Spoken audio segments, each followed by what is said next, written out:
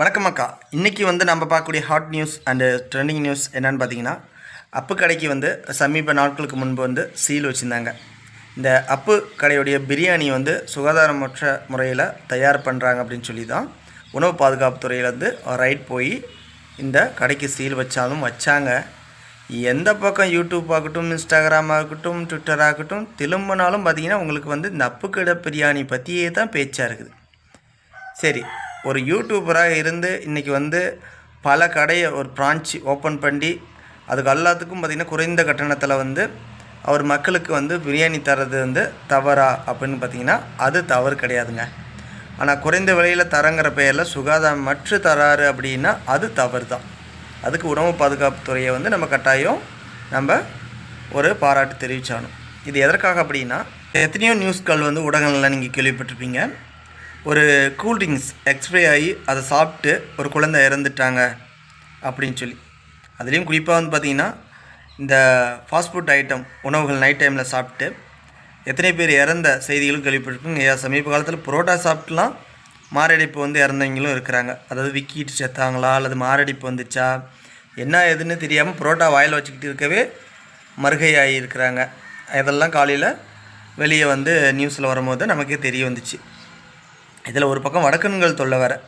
சுகாதாரமற்ற முறையில் அவங்க பாட்டுக்கு பானிபூரியும் ப்ரெட்டும் அது இதுன்னு செஞ்சு சும்மா சேல் பண்ணி தள்ளிட்டுருக்குறாங்க. அப்போ இந்த இடத்துல உணவு பாதுகாப்புத்துறை என்ன பண்ணிகிட்ருக்குதுன்னு நாம் கேட்டுறக்கூடாதுல்ல. அப்போ அவங்க அதை செய்கிறாங்கன்னா அது தப்பு கிடையாதுல்ல.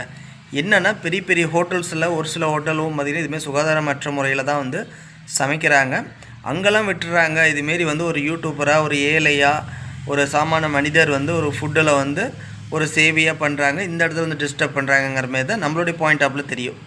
ஆனால் அங்கே அந்த பதிவுப்பட்ட வீடியோக்களை நானும் பார்த்தேன். உண்மையிலேயே பார்த்திங்கன்னா ட்ரம்மில் பிளாஸ்டிக் முடிஞ்ச அளவுக்கு தவிர்க்கணுங்கிறது தான் நம்மளுடைய நோக்கம். கவர்மெண்ட்டும் அதுதான் சொல்லுது. அப்போ ஒரு பிளாஸ்டிக் ட்ரம்மில் தண்ணி பிடிச்சி வைக்கிறாங்க, அதுவும் பார்த்திங்கன்னா ஒழுங்காக இல்லை, அழுக்காக இருக்குது. ஓகேங்களா? அப்போ அது எப்படி தரம்னு நம்ம சொல்ல முடியும்?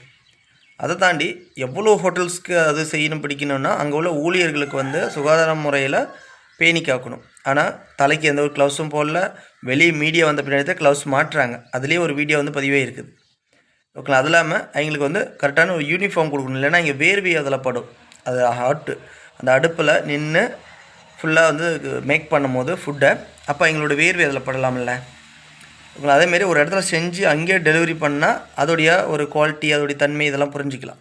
ஆனால் அதை செஞ்சு பல கடைகளுக்கு ஏற்றி இறக்குறாங்க. அதில் ஏற்றி இறக்க என்ன வேணாலும் நடக்கலாம். ஓகேங்களா? வெகு தூரம் ஃபுட்டு ட்ராவல் ஆகுது. அப்போ சேஃப்டி முக்கியம். எதுனாச்சும் யாருக்கு ஒருத்தர் ஆவண பின்னாடி உணவு பாதுகாப்புத்துறை என்ன பண்ணுறதுன்னு நம்ம கேட்டுறக்கூடாதுல்ல.